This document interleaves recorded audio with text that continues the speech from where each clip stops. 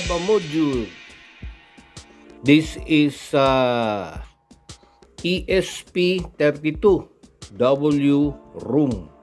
room Wi-Fi and Bluetooth microcontroller.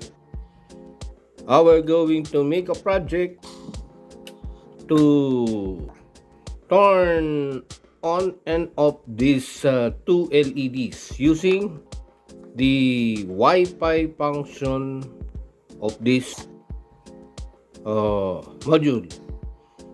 So this is a Wi-Fi, and we're going to test this module if we have the USB serial port driver. First, we're going to check if there is a driver for the USB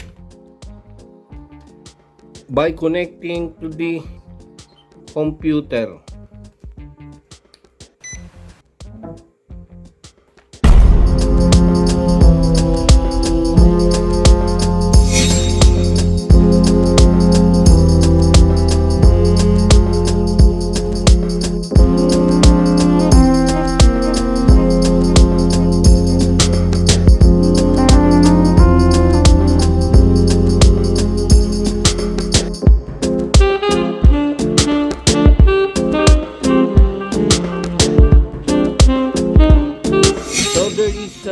A USB to UART bridge controller driver, or what I mean is there is a USB driver. This chip is the CP2102 USB driver, so that we can connect this module to the micro USB, then to the computer. Why? In order to for uploading the code. Let us connect this into the breadboard so that we can now start our coding. Okay, we're going to upload the code for the Wi-Fi.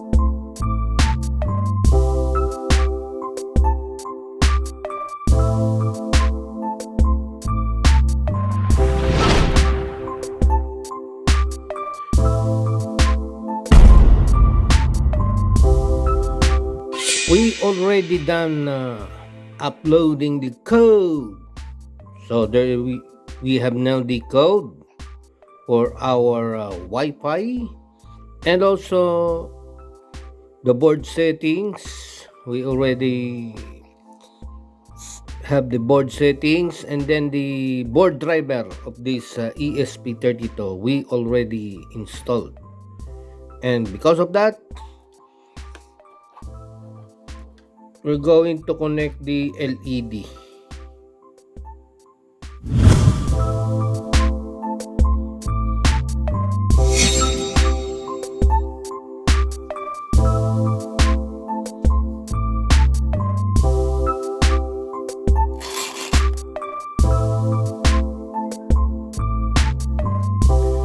This is now our module. The two LEDs, which is a module I constructed from my previous projects. You can see here a resistor and LED is now connected to the our ESP32. We're going to test the project. Let us now connect the supply. Okay. Since we are going to test the Wi-Fi of this module, we need another gadget, tablet with cradle. Okay.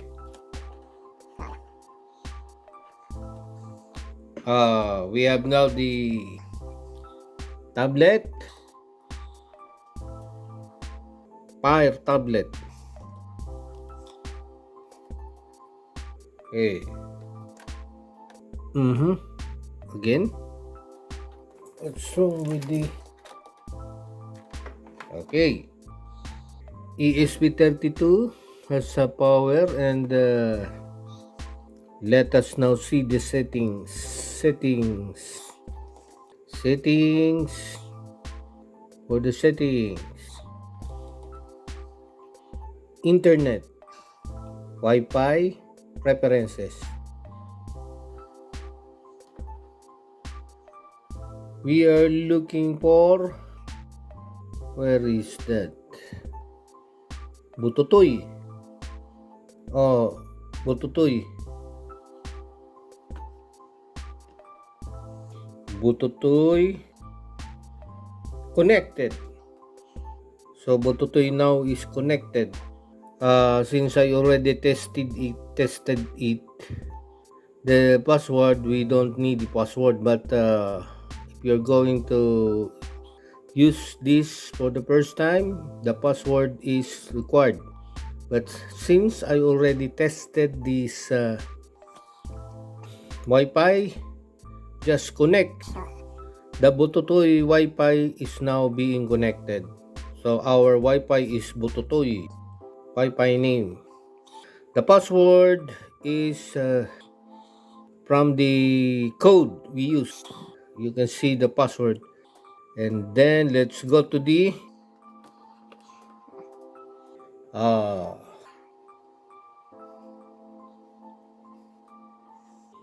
Chrome or web server. We're going to type this one http 192.168.4.1. that is the IP address. And then go. So we have now this user interface where we get this control from the code that we have, code of the ESP32. So let us test. On, off, on, off. The other one, the red one, off, on. But on, we're going to press the on button.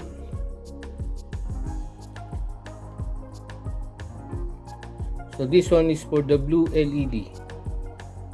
The above, or this one, and the below is the red LED. And it is connected to the corresponding pin out of the ESP32.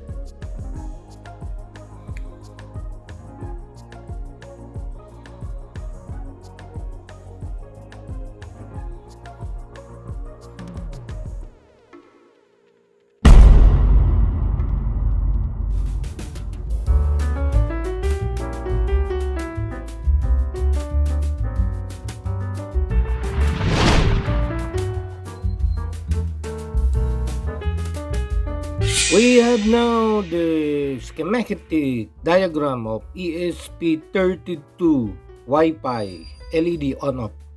So this is the ESP32 module, the antenna, Bluetooth Wi-Fi antenna, and it is connected to the USB port is the supply 5 volts. Where did we get these 5 volts? From the computer, personal computer. And then the ground pin of this ESP32 is here, connected to the ground. Okay. We also have the digital pin D18 and digital pin D15. For the digital pin or pin out D15, we have the LED module. It's composed of 330 ohms and blue LED to the ground. D18 is the 470 ohms in series with the red LED to the ground. In our code, the declaration of these two pin out is out, or these two digital pin is pin out or out. And how can we with the use of how can we do that with the use of a tablet, since we're going to turn this LED on off. So once we press the first button, this blue LED will turn on. That is the first instance or the first function or work. So the blue LED turns on, and we press again the button, it will turn up the button or the blue LED. Again, if we're going to use the other button, it will turn on this red LED. Press it again, it will turn up this LED. So all the electron flow or the function or the configuration of the circuit can be, or with the help of the code. What is the code we are using? That is code from Arduino. So it means the Arduino code is the code we use for this ESP32 module. Okay, Arduino code, and this is the declaration that this one is the output, and it will turn on and off, on off with the use of tablet and the web server or the Chrome of the tablet.